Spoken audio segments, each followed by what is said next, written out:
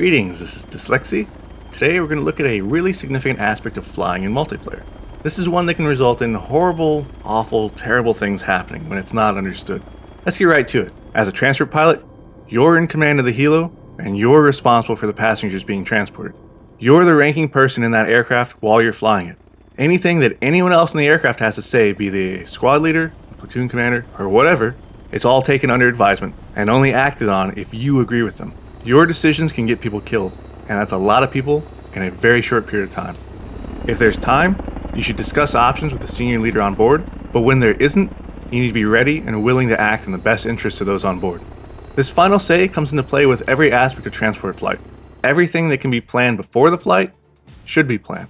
If you don't like the LZ, talk it over with the leadership until you're satisfied. Assess the routes used.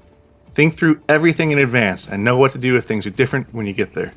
A landing or pickup zone marked by an infantry element is just a suggestion. You should know more than them about what works and what doesn't. If you need to adjust, do so and communicate it to them. You have the final say as to what happens. Infantry don't dismount your aircraft until you tell them to. You're in command of your aircraft, and a smart leader will defer to your judgment. So that's a lot of authority to have, and you need to rate it. If you're flying people around, you need to know your limitations, you need to be an expert at your craft, you need to be someone whose judgment can be relied upon, unquestionably. Your self-confidence should be grounded in a realistic assessment of your abilities, and you should not be afraid to make a life-saving decision even when under pressure from people on the aircraft. You should be practicing the hell out of flying, not just until you got something right, you can repeat it a few times, but until it's so ingrained that you can't get it wrong. Through that practice, you'll be able to develop a trust and confidence in yourself that can't be shaken by the panicked or hasty words of others. And those who see you fly will come to trust your judgment and gain confidence in your abilities. Lucky for us, we have a recent incident that helps illustrate this quite well. So to set this up, the situation is that a platoon needs extraction. A Black Hawk has already flown in to pick up a first lift, and now a Chinook is flying in to get the remainder. The Chinook lands, troops start boarding, and shortly before preparing to take off, something goes wrong. A bug causes the rear rotor of the aircraft to shear off, which produces an audible sound and causes a pilot to inquire as to whether they still have a rear rotor. I think we've lost the back rotor. Various passengers in the back of the helicopter repeatedly shout and pressure the pilot to lift off. Hey, the birds, you can someone just go. Back rotor's live. Go. And so they did, even as someone was saying that the rear rotor was gone. Back rotor's live.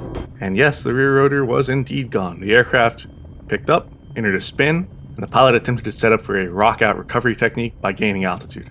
This technique placed the aircraft in view of the enemy armor that had been masked by the hilltop, which in turn caused it to take fire and lose engine while at a near-zero airspeed. After losing the engine, the pilot appeared to enter auto-rotation. It's either this or the engine failure caused the aircraft to cease spinning. The nose ended up being pointed towards land, the aircraft descended towards a downward-sloping piece of terrain, flared, impacted said terrain, and exploded catastrophically. So what all led to this? Part of it was the bug itself, where a person running into the helo via the ramp caused it to glitch out and destroy the tail rotor. There's not much to say there aside from don't do that for the troops and please fix that to Bohemia. Much more significant is the critical decision to lift off. This was done under duress. The pilot had made a request for information that passengers in the back could have ascertained. This was apparently not done, although it sounds like perhaps a door gunner commented that the rear rotor was gone, but he was drowned out by the others. And with various players and leaders repeatedly urging him to take off, he did so, and everyone died as a result. The takeaways from this one are simple. For passengers, if you're not a leader, stay quiet and let the leaders and crew communicate clearly. There was no need for as much panicky urging as happened here, and it resulted in all of these passengers dying in a preventable fashion. If you're a crew chief on a helo, don't be shy about telling the passengers to shut the hell up so that the pilot and the crew can talk. For pilots, if you have a concern that you've lost a key part of your aircraft, don't lift unless you are absolutely, unshakably confident that you can get them out of the area successfully. You're in command, you have the final say. The survival of the passengers is your responsibility. Don't let excitable passengers force you to make a hasty decision that you'll immediately regret. So that's the main thrust of this. Pilots are in command on the aircraft. If you don't like it, the door's over there, feel free to walk. But as long as we're here, let's look at possible recovery methods. For starters, if you're trying to determine if your tail rotor is gone, just raise up collective a bit. You don't even have to get off the ground, just light on the skids or wheels. If you start spinning without pedal input, your tail rotor's damaged. If you can't arrest the spin at all, it's destroyed. At that point, simply drop collective, cut the engine, and tell people to dismount. It's pretty simple. It's akin to doing a hover check in reality. It's making sure that everything's operating as expected before committing to full flight. Now, as to how you could still recover even if you'd leapt into the air unknowingly, first there are some key points to consider. The first is the LZ is in a sheltered area. It's masked from the known area of enemy activity. So this limits your options. Altitude can potentially expose you to the enemy that otherwise couldn't hit you, and in this case there were BMPs known to be in the area. The second point is that you have an open ocean and a large arc that corresponds to your route of exfiltration. Aside from actually impacting the water, there are no obstacles out there, and you can factor this into what you're going to do. So let's say you're in the air and holy shit, you're spinning. What do you do? Well, the main thing at this point is to get away from the enemy and obstacles. You can achieve this by rocking or rolling gently in the direction of movement, which is the basic premise of the rock out recovery technique. By doing this, you can gain momentum sufficient to get you away from land.